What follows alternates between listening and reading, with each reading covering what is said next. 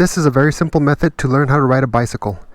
My wife learned with this method as an adult in only one day, and my kids at 5 and 6 years old also learned very quickly within one day with this very simple method.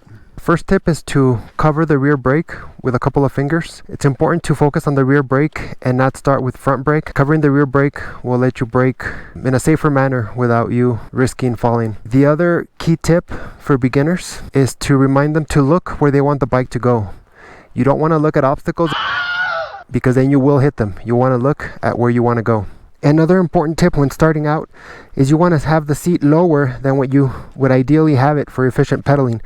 You want to start with the seat in a low position so you can firmly have both feet on the ground. With both feet firmly on the ground, a new rider will feel more secure. You can start raising the seat progressively over time once the new rider becomes more comfortable with the bike. The first pedaling tip is to either remove the pedals or fold the pedals out of the way. And you take off by just kicking with your feet, lifting your feet, and understanding that the bike balances on its own.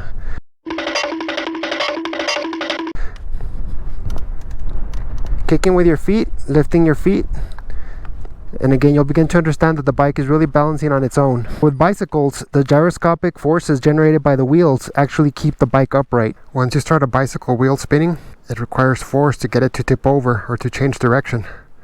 That's why a bicycle is naturally stable once the wheels are turning. You feel that it takes force to get it to change direction and any orientation. You're not really doing much to keep the bike upright once you get to a certain speed. And you're always covering the rear brake and looking where you want to go. And the bike will follow because your brain makes micro adjustments to make the bike go where you want it to go.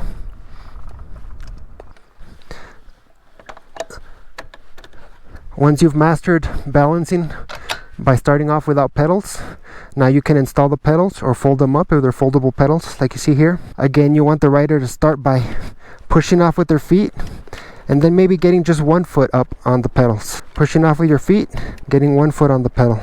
Once you've mastered one foot, you can get the other foot on there and practice starting to pedal. Again, you want to start pushing off with your feet. Once you have a certain amount of speed, the bike's balancing by itself and you can start pedaling on your own. If you find this type of content useful, please consider subscribing and hit that like button to be notified of future content.